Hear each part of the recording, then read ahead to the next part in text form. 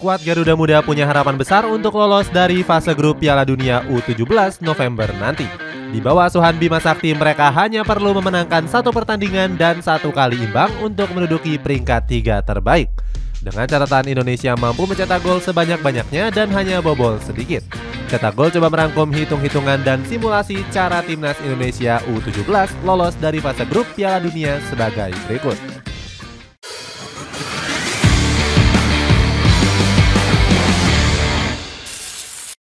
Dihadapkan ujian berat. Tim nasional Indonesia U17 tergabung dalam grup A Piala Dunia. Sebagai tuan rumah, skuad Garuda Muda akan ditantang oleh timnas Ekuador, Panama, dan Maroko. Melihat kekuatan lawan yang akan dihadapi, Bima Sakti memberikan komentarnya. Menurut pelatih kelahiran Balikpapan ini, semua negara punya peluang yang sama untuk lolos dari grup ini. Legenda timnas Indonesia itu sudah yakin dengan skuadnya. Sang pelatih juga sudah mempersiapkan simulasi laga menghadapi lawan yang akan dihadapi nanti. Terpenting menurutnya adalah meminta pemain untuk fokus mempersiapkan diri. Pasalnya ini merupakan kesempatan pemain muda untuk unjuk gigi di panggung dunia. Tim nasional Indonesia U17 akan mencari lawan yang kekuatannya mirip dengan tim-tim lawannya dalam training center mereka di Jerman. Skuad Garuda dipastikan berhadapan dengan timnas Jerman U17 dan juga Borussia Dortmund U17. Sebagai informasi, PSSI memang punya kerjasama dengan Bundesliga untuk menguatkan perkembangan sepak bola Indonesia. Pengalaman dari dua laga ini diharapkan bisa memupuk mental para pemain agar siap di ajang nanti. Selain itu, Kapten Iqbal Dwi Jange optimis timnya bisa lolos dari babak fase grup. Kapten Timnas Indonesia U17 ini nggak terlalu fokus dengan lawan yang akan dihadapi timnya. Menurutnya, para rekannya hanya berfokus pada persiapan agar meraih hasil yang maksimal. Ketua PSSI Erick Thohir juga mengaku senang dengan drawing Piala Dunia U17. Orang nomor 1 di PSSI ini bilang kalau ini merupakan kocokan terbaik. Indonesia punya peluang besar untuk lolos karena terhindar dari negara-negara kuat. Sayangnya drawing yang menguntungkan dan kesempatan besar melaju ke babak berikutnya banyak mendapatkan cibiran dari netizen. Sang pelatih Bima Sakti dianggap nggak kompeten dalam menukangi skuad Garuda Muda di Piala Dunia U17.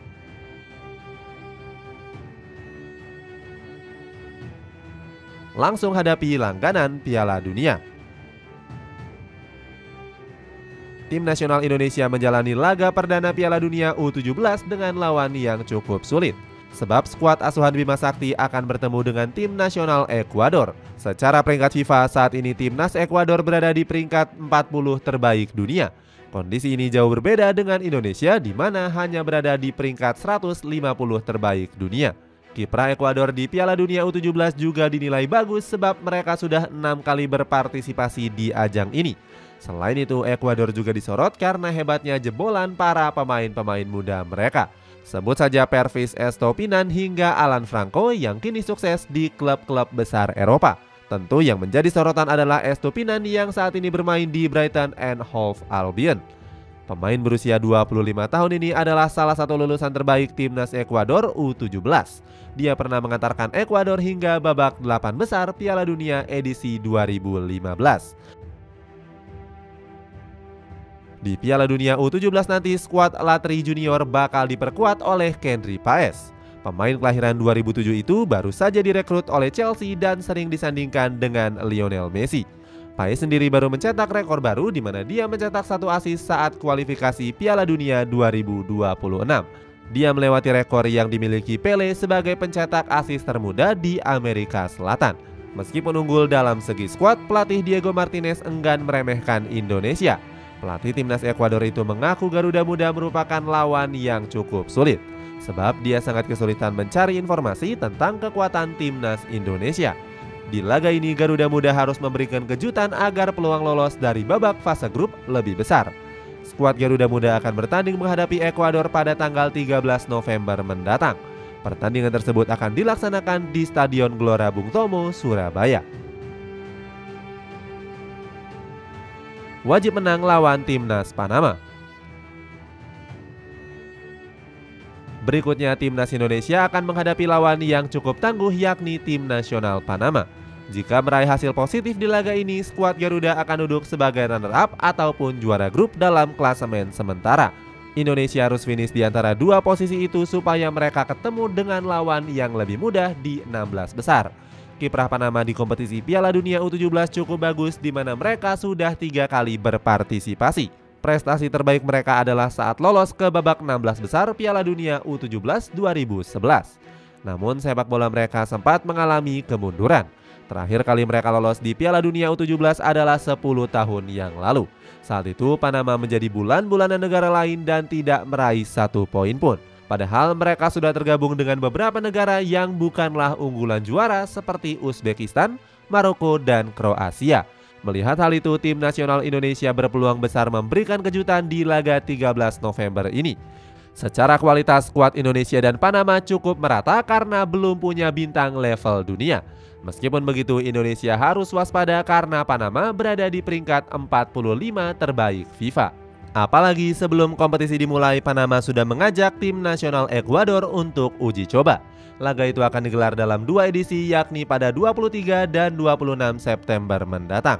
Hal itu mereka lakukan supaya bisa melakukan persiapan matang sebelum kompetisi. Ujian berat bernama Tim Nasional Maroko. Pada pertandingan terakhir, Timnas Indonesia U17 dihadapkan dengan lawan terberatnya. Pasalnya, Timnas Maroko U17 merupakan calon kuat juara grup. Hal itu berkaca dengan peringkat FIFA skuad Singa Atlas yang menduduki posisi 14 di ranking FIFA. Peringkat tersebut merupakan yang tertinggi dalam grup A. Beruntung tim nasional Maroko juga kurang berpengalaman di Piala Dunia U17 di mana terakhir kali ikut pada tahun 2013. Saat itu skuad Singa Atlas muda diperkuat oleh Sofyan Amrabat yang saat ini membela Manchester United. Untuk skuadnya saat ini, Maroko tampil impresif di Piala Afrika U17 2023. Mereka hanya kalah di final menghadapi Senegal. Secara komposisi skuad, tim nasional Maroko diperkuat oleh beberapa pemain muda potensial.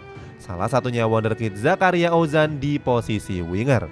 Pemain 16 tahun ini bermain untuk Ajax Amsterdam U18 di Liga Pemain Muda Belanda.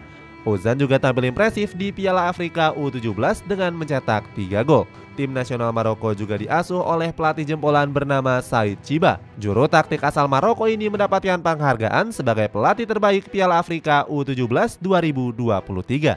Pelatih berumur 53 tahun ini yakin jika anak asuhnya bisa lolos dari persaingan grup A nanti. Chiba juga optimis skuad Singa Atlas muda dapat melangkah jauh di Piala Dunia U17. Namun Chiba enggan meremehkan semua lawan di dalam grup A. Menurutnya semua negara berpotensi saling menyulitkan sejak fase grup.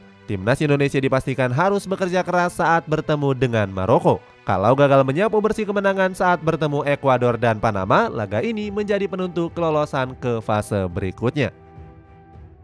Cara lengkap tim nasional Indonesia lolos.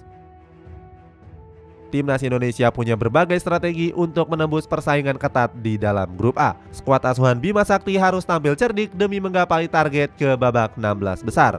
Opsi pertama yang diharapkan adalah lolos sebagai pemuncak klasemen grup A. Dengan status sebagai juara grup, skuad Garuda Muda bakal ditunggu peringkat 3 terbaik dari grup C. Grup C sendiri merupakan grup neraka yang bakal menyulitkan Timnas Indonesia U17 di partai 16 besar. Grup C dihuni oleh Brazil, Iran, Inggris, dan Kaledonia Baru. Brazil dan Inggris diprediksi bakal melenggang mulus ke fase gugur sebagai peringkat 1 dan 2 di grup C. Jadi lawan yang dihadapi timnas kemungkinan adalah Iran. Sebagai informasi, tim lainnya Kaledonia Baru adalah tim terlemah dengan urutan FIFA ke-163. Laga ini nantinya bakal digelar di Stadion Gelora Bung Tomo pada tanggal 21 November yang akan datang. Jika menjadi juara grup dirasa kurang realistis, Timnas Indonesia mungkin lolos sebagai runner-up grup A. Maka skuad Garuda Muda berpotensi menghadapi runner-up dari grup C. Pasukan Merah Putih bisa bertemu dengan Brazil ataupun Inggris. Jika skema ini menjadi kenyataan, Timnas Indonesia U17 dipastikan bertarung habis-habisan. Laga ini dihelat pada tanggal 20 November di Stadion Manahan, Solo. Namun kalaupun runner-up grup juga gagal, masih ada harapan terakhir sebagai peringkat ketiga terbaik. FIFA sendiri memberikan jatah 4 peringkat 3 terbaik dari 6 grup yang dimainkan. Untuk lolos lewat jalur ini, skuad asuhan Bima Sakti harus meraih setidaknya 1 kemenangan di babak grup tanpa sekalipun dibantai lawan. Itu pun sambil berdoa semoga grup lain tidak memiliki peringkat 3 yang lebih baik. Seandainya bertengger di posisi ketiga, Indonesia bakal bertemu dengan juara grup B.